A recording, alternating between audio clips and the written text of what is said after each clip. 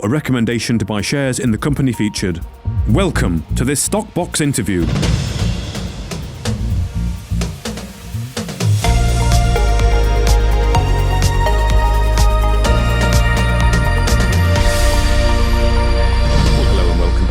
The Research Talks podcast here on Stockbox with Alan Green. So it's good to be talking to you again. Alan, how are things with you? Very good, thanks, Mark. Yeah, pleased it's another Friday, ready for the weekend. It's been a quiet week actually. I understand things have been a lot busier for you. Yes, I have been pretty busy. Yes, I had quite a number of interviews these last couple of days, which a few have gone out, some more still to come from Stockbox. But yes, so much for the summer lull, where you tend to get a bit more time in the past to relax. Maybe it's just the way things are at the moment, but it certainly suggests that perhaps setting up for September, we could be seeing a lot more activity, which is good. It's good to be busy. I agree. I think there is a sense that certainly with the inflation rate falling as it has done, there's been people are coming back to the markets and looking at stocks and looking at the stocks that are undervalued. And I think we've seen some significant movements in some of these ostensibly undervalued stocks over the past couple of weeks, which really does bode well for the next quarter and potentially for a busy time in the run up to Christmas. Oh, indeed. God, Christmas. Not already, surely. No, don't start talking about that, Alan. Come on. Don't be one of those people, please. No. How many shopping days till Christmas? I don't care. No. Yes, let's enjoy the it's not so it's mild today. It's overcast where I am. It would be sunny, but yeah, well, the same here as well. Of course, because it has been quiet this week, I was able to watch some of the fifth test at the Oval yesterday, and just hoping that we can bowl the Aussies out this morning and start to build up a score in the second innings. But it's going to be a tough one, and the weather could threaten. But anyway, there we are. Okay. Anyway, there we are. Well, let's talk about a couple of companies then. So the first one we're going to be talking about is ORA Tech, and that is a new company. We've never spoken about them before. And then we're going to talk about TekCapital. So it sounds very techy today, Alan, but I'll let you kick us off with ORA. It's a very, very tech-oriented research talks, indeed, Mark. So ORA Technologies is listed or has just listed on the Aquis Exchange. ORA is the code, as you might gather, and ORA Technology are engaged with the carbon credit industry. Now, I'm just going to go into a bit of background on the carbon credit industry. It's really coming into its second iteration now. I think a lot of carbon credit companies a few years ago got a very bad name, but possibly unjustly so, because the carbon credits are incredibly volatile. And if you go to the ORA Technologies website, oracarbon.com is the URL. Trading carbon credits involves a high level of risk. The value of carbon credits can fluctuate wildly. You may lose all or part of your investment. And that's quite simply because they are very, very volatile. But we were talking beforehand, Mark, and in a sense, looking forward, because at the moment or previously, the technology around carbon credits has been very disparate and widespread. It's been very hard to look at carbon credits and see a steady level marketplace, but that's now happening. So just on the carbon credits, first of all, there are two types primarily: reduction schemes, which is where companies that are engaged, say, in manufacturing or processing, can improve their processes or manufacturing chains and thereby cut carbon credits. So these could be renewable energy projects like wind farms, or initiatives that involve solar cooking stoves or LED lights and so on. And then we have removal projects. So that's where perhaps a company's systems and production systems and manufacturing processes are stuck. They can't really change it without huge expense. So in that case, they then invest into removal projects, which are projects that absorb or eliminate greenhouse gases.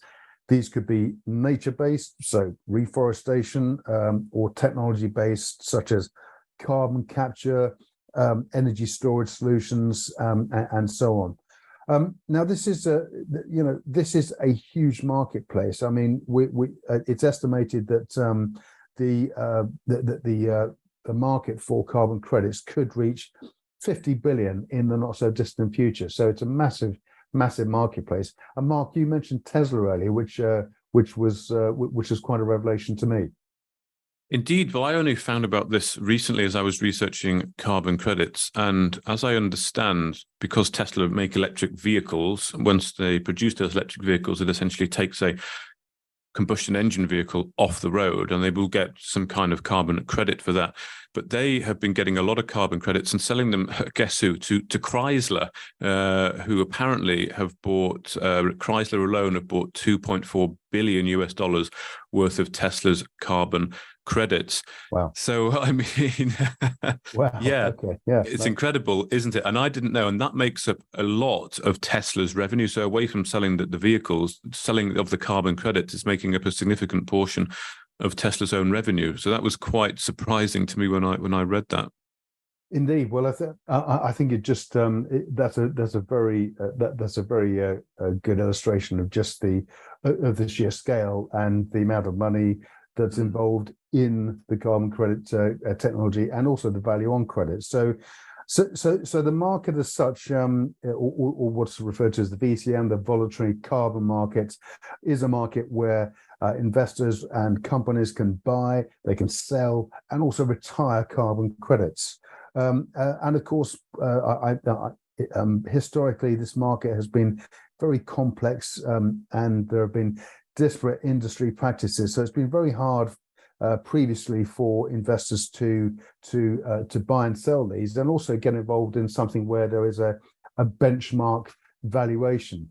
But and of course, the valuation on these credits does vary enormously. So of course, the market is not a standardized market. So credits can currently cost between, say, $3 or $65 per ton, and previously, the price the price is often an indicator of disparity and not necessarily quality. But that is changing, and it's being standardized. And I think ORA are in a fantastic position to really bring that standardization process to market.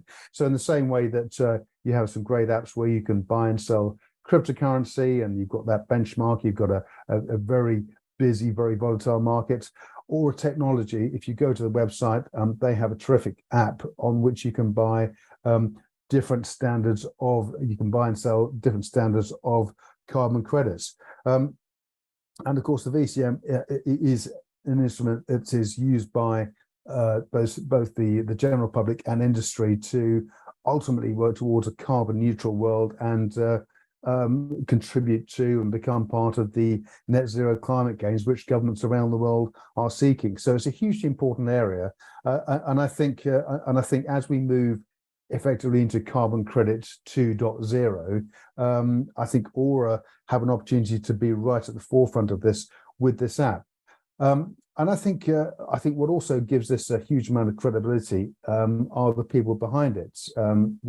Just looking at the leadership in the company here, the exec chairman is a fellow by the name of Mike Edwards. Mike Edwards is a well-known entrepreneur. He is the co-founder of Gilder Esports, also co-founder of Cellular Goods, and Cellular Goods, of course, are sort of involved in cannabinoids. Co-founder there. He was also co-founder of NFT investments, and of course that we had the big NFT boom a few years ago. That was a huge part of it. And he's been investing in the technology companies for over 20 years.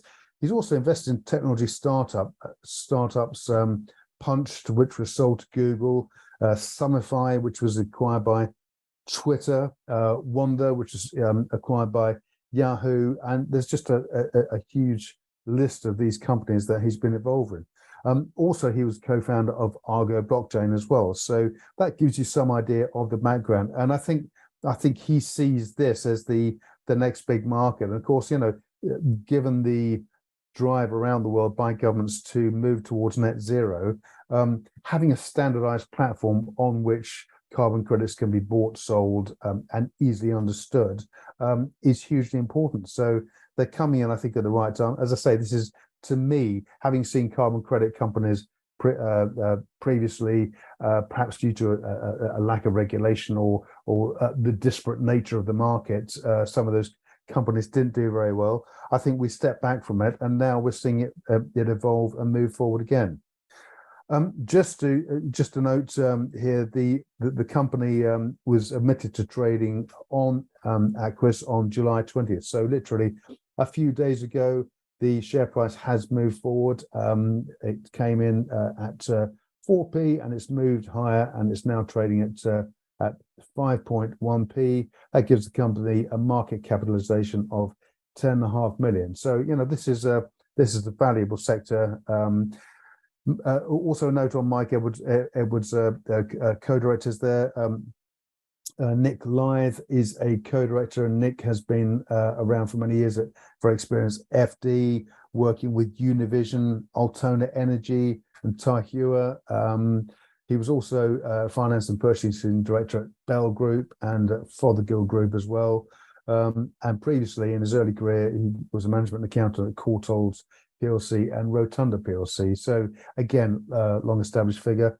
And also independent non-exec director Jonathan Hives is also extensively involved in financial planning. So Mike has brought a good team together to actually manage this. But it's all about that app. It's all about that the app and bringing that marketplace together, pulling all these disparate instruments together and putting them onto a set platform. So early days, we've just had the emission news, but I think for investors with an interest in carbon credits and an interest in getting our production processes to net zero, this looks set to be an integral part of that process going forward. Well, thank you, Alan. And I would encourage any listeners or investors to do a bit of research into carbon credits, because it's actually it's not hard to understand. It just seems a bit strange. You can trade in these sort of things. What are they? But effectively, like you said, if a company can't meet its net zero, whatever that is, distributed then by the government or any local authority, if they can't meet that through the change of manufacturing processes or what have you, or they just simply don't want to, they don't want to reduce volume, then they can offset that by effectively buying carbon credits, which they'll be buying off an exchange, which will have been generated by someone or company who, like Tesla, who have managed to generate them or get given them because they're doing work to remove carbon from the atmosphere. And you can kind of see, it seems very interesting to me. It's very early stages, but I can see, we all know the whole climate narrative that's now sort of very regularly in our faces across the mainstream media. So you can see that this message is going to be pushed ever more strongly, and more regulations are going to come in. And if you get in on it now, I mean, I don't want to necessarily make a comparison to early Bitcoin, but I can almost see a similar comparison. If like you got in early on Bitcoin when no one really understood what it was or what it did or its value, you could almost make a similar argument for carbon credits. If you can get in on them now, if you can't generate them, because actually I don't actually know how you generate them. You need to do certain things to generate them, and more opportunities will become available. But if you could buy them through an exchange like what ORA are doing and just effectively hold it, it could be worth quite a lot of money. You might end up selling it to a company like Dyson, for example, who openly say they can't meet their number, at least in the short term. So I think it's early stage, but it's very good at the moment to have a good idea, I would say, to learn about it, read about it, and try and get involved. I know I'm certainly doing that. Lucky enough that my family has some land down in Cornwall, and I'm thinking, how can that land? It's not farmed. It's nothing. It's just grassland. Yeah. So I need to have a chat with my dad when I understand the whole carbon credit thing a bit better, and see if we can work out some way of generating our own carbon credits to maybe sell to the likes of Chrysler or Dyson. But the app is a great thing, as you say. What ORA are doing, we've talked about different apps, didn't we, for trading in Bitcoin and cryptocurrencies, So it's a similar idea, really. Just an easy, user-friendly place to trade in these commodity, because it's going to be a commodity, like you trade wheat, like you trade coffee, like you trade futures contracts, like you buy stock. Very So much it's so. quite exciting, I think. Yeah, very much so. And I think, you know, with the comparisons we're making to the crypto marketplace, Bitcoin, I think this is actually a more compelling market because crypto came along, and of course everyone understood the rationale behind it. But I think there's still, you know, whereas some countries have enabled Bitcoin as legal tender, others haven't. So we still have this ongoing issue. Every government around the world is committed to net zero values, net zero by 2050. So in order to do that, the voluntary carbon market is going to have to expand 15-fold by 2030 and 100-fold to achieve net zero by 2050. And what that means is we have a huge opportunity, this burgeoning opportunity, to create and sell these carbon credits. So this, whether it's all about planting trees and mangrove swaps, rewilding areas, or as you say, Mark, you know, taking your family's land in Cornwall, or maybe sort of you know, creating an opportunity there to rewild that area. But it's also being monitored too. You know, this isn't a Wild West. Initially, there was a task force on scaling voluntary carbon markets, led by former Bank of England Governor Mark Carney. That was then superseded by the Integrity Council for VCM, or voluntary carbon markets. This is going to help carbon markets scale without compromising the quality of carbon credits through the development of core carbon principles. So these will act as the global benchmark to ensure quality across these carbon credits, and these will be addressed at the COP27 conferences, as I say, standardization is very much at the core of this. And I think what that will create is a safer, standardized market where if you buy or create carbon credits, you know it's going to be a set value. You know there will be fluctuation, because there always is in a market, as there should be, but it's not going to be the Wild West of old. I think we've got a standardized marketplace, and there's a task force in place to enable that. So hugely exciting times. And I think ORA have got the technology and the mechanism to be able to be a central part of that. So, you know, we could be right, as you say, you know, this could be the early days of crypto. Could be. And they listed recently on the Aquis, do you say, Alan? Yeah, they listed on the 20th of July. So that's the news we've had from the company to date. No further announcements yet, but But I think there are some big opportunities here, and certainly, you know, certainly in the past few days, we've seen some pretty chunky buyers going through. So that's always good to see. You know, the company's got a market capitalization of 10.5 million already, and you know, I suspect it's going to go quite a bit higher. I would imagine so, and it is early days, like you say. I'm not sure you can.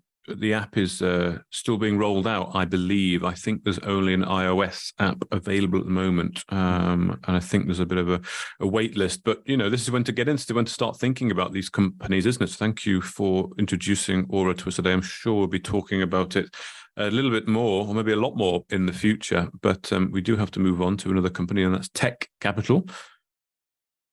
TekCapital, indeed, we have spoken about TekCapital before, and this is this is a company. I mean, it's close to my heart because it's a company that creates value from university technology, and of course, we're based at the Sussex Innovation Centre, which is on the Sussex Uni campus here on the south coast of England, and we see a lot of companies growing and being spun out into the commercial sector from the Innovation Centre.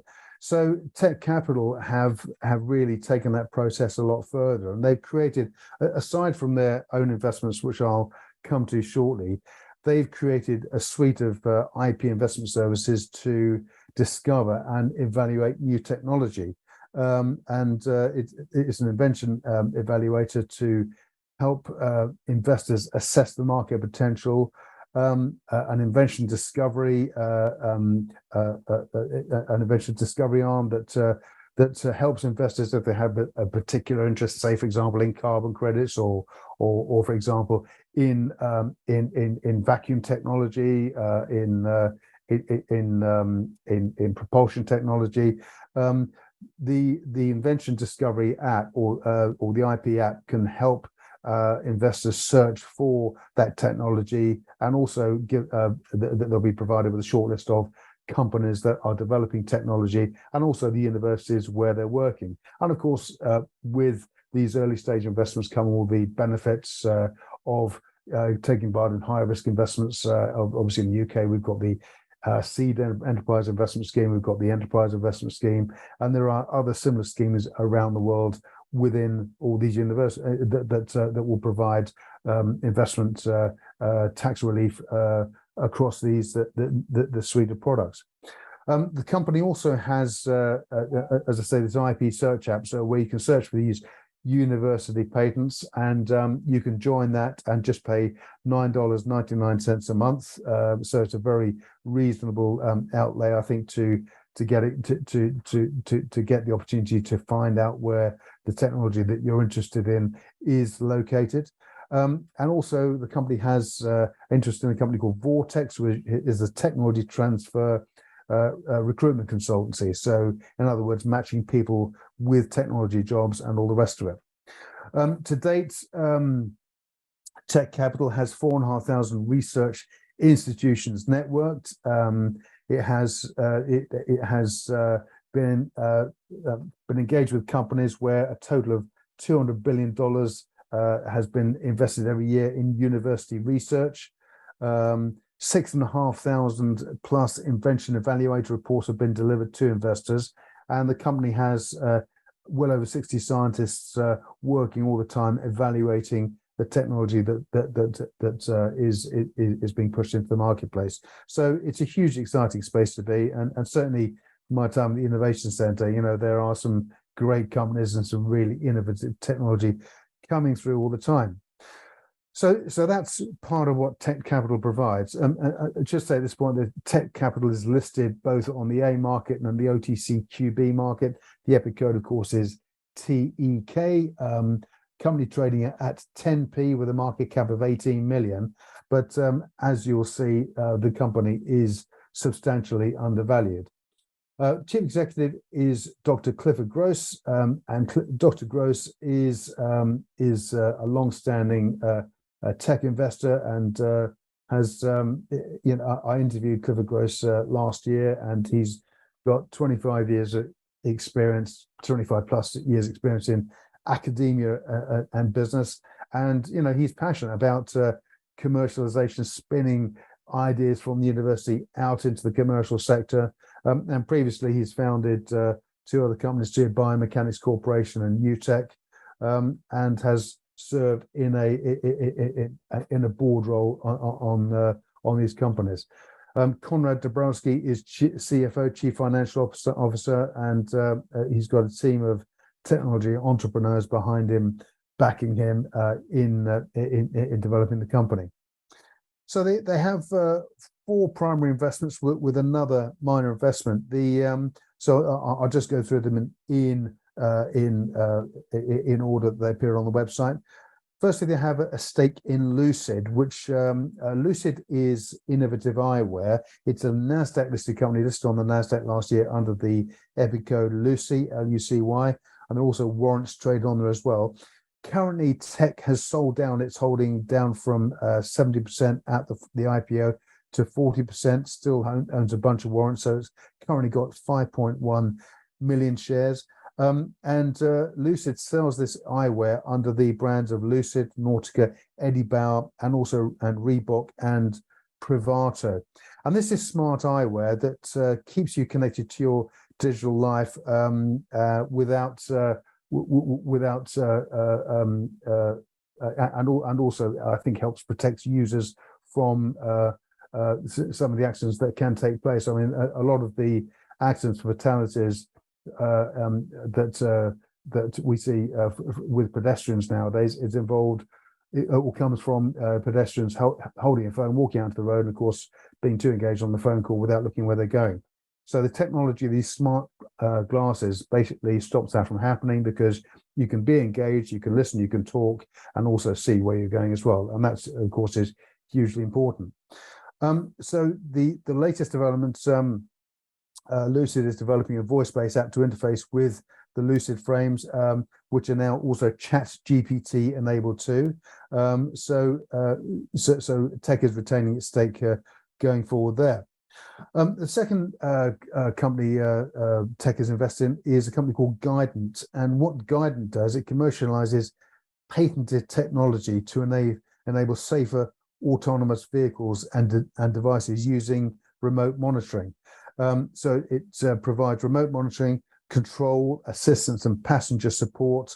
TekCapital owns 100% of this business, and most recently, Guidant received a grant from Space Florida. It was a grant awarded to both Guidant and the Israeli company Novosat for a satellite-based remote monitoring control solutions for autonomous vehicles. And of course, autonomous vehicles are now operating on many university campuses, and it's estimated this market is going to reach some 41 billion by 2028. So it's a huge and burgeoning marketplace. The third investment is, and I met the CEO of this company a few weeks ago, is Microsalt, and it's they often say the best ideas are the simplest, and Microsalt, quite simply, has produced a low sodium, smaller grain salt with 50% less sodium, and it's 100% natural. It's gluten-free, kosher, and of course, this is helping to attack and deal with a huge problem with the fast food industry and the snack industry, whereby the amount of sodium in salt is creating a raft of health problems, which of course causes cost the state a huge amount of money, particularly in the USA, but also elsewhere across the world. So Microsalt have introduced their own salt shakers, Salt Me Crisps. More recently, Jack Stein, son of Rick Stein, the chef, became brand ambassador for Microsalt. They've currently got well over 600 stores in the US that stock the Microsalt salt shakers and crisps. Fine Fare, Big Y, Brookshire Brothers, Better Health Market, Associated Supermarkets, H Mart, to name but a few. TekCapital owns 97% of Microsalt and 78% of Microsalt Inc. Microsalt is planning an AIM listing at some point this year, so we'll hear more about that as it goes forward. So thirdly, the company has a stake in Bellascura PLC. They've sold down slightly on that stake, but they now own 12%. Of course, Bellascura, Mark, you may well know, they produce and manufacture respiratory devices for people suffering from COPD. So they've created these portable oxygen generators, which give COPD sufferers a huge opportunity to get out in the world and with this lightweight device and be able to sort of live a normal life. It's hugely important. And they own 12% of that. They also have a stake. They own 100% of Smart Food Technology Limited. That's a recent innovation. So with that collective portfolio, a note was put together on the net asset value of each investment, and this was at the end of May. So the stake in Guidant Limited is estimated to be 14.6 million. The stake in Innovative Eyewear, that's the remaining stake, is estimated to be 6.6 million. The stake in Microsalt estimated to be 13.3 million. Bellascura, the remaining 12% valued at 9.7 million. And Smart Food Tech is £31,000. That comes to a total of 44 million. You've got loan notes of another million on top of that, convertible loan notes, brings it to a total of 46.8 million. If you add in the placings that the company will compete in February and April, the company raised 2 million sterling in April, a lot of which has gone into developing the sales network for Microsalt. You've got there a total of 51 million pounds sterling.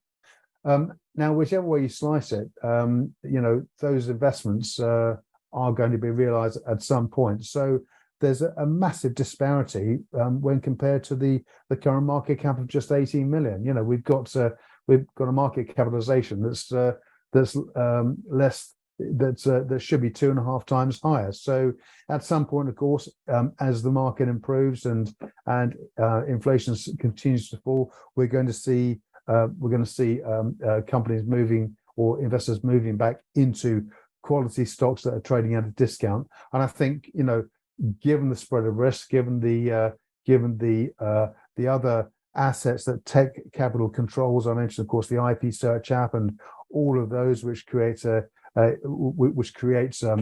steady subscription for investors and high net worths. I think this company is hugely undervalued, and I'm sure at some point, as the market starts to move towards the end of the year, that valuation gap will be closed. Great. Well, thank you, Alan. That was a lengthy report there on TekCapital, but a lot going on, isn't there, with all the little investments that they've got. So thank you for presenting all of that for us, and let's see how some of those investments progress towards as we go through the rest of this year. But thank you very much today for your time, for both companies there, ORA Tech and TekCapital, and have a pleasant weekend, Alan, and let's speak again in a week's time. Thanks, Mark, and you too. If you enjoyed this interview, then give us a thumbs up, a like, or a retweet. Subscribe to us on YouTube or follow us on Twitter, and hit that notification bell to be the first to know when we release new content. There's loads of great content on our website too, across all our programs at stockboxmedia.com. Thank you for watching.